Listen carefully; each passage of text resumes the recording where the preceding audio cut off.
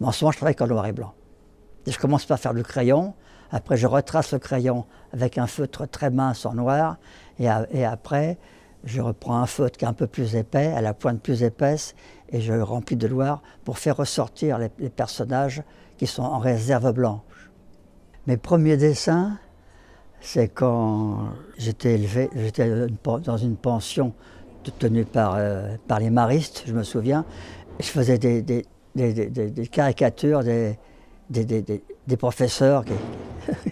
Bon, pendant la guerre, j'habitais en banlieue, on ne pouvait pas chauffer la maison. Donc on habitait chez ma grand-mère, qui était rue Trévise, et qui était plumassière aux Folies Bergères.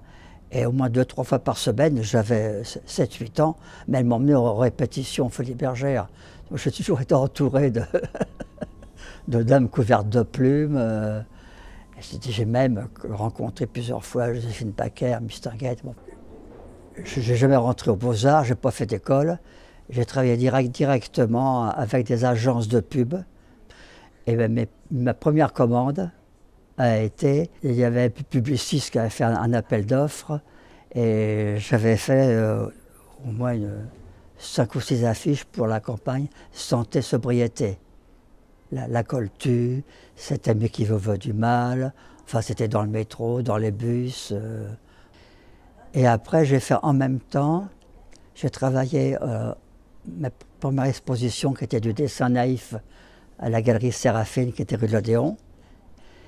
Et ensuite, j'ai fait des dessins humoristiques pour la revue Lui, pour Adam, bon, malheureusement qui a fermé assez vite, pour Ici Paris. Et quand j'ai vécu pas mal de temps après en Provence, au pied du Mont Ventoux, et j'envoyais 3-4 dessins par semaine à Ici Paris. C'est comme ça que j'ai vécu là-bas.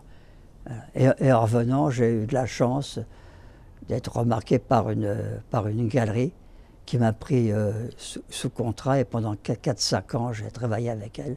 Elle m'a exposé dans les grands salons à Miami, New York, au Japon.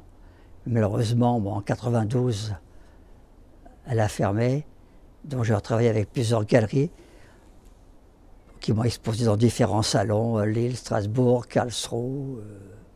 J'ai une période où, au départ, mes dessins, c'était assez figuratif, des grandes, un peu comme il y a derrière moi.